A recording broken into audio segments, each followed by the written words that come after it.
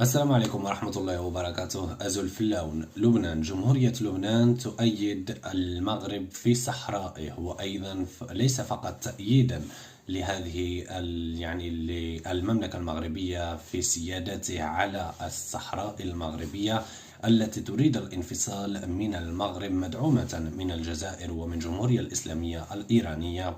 وكما نعلم لبنان وإيران هم حلفاء عسكريين وحلفاء اقتصاديين أيضا، لكن نرى ماذا جرى في لبنان ونرى المشاكل التي تعيشها لبنان يوميا.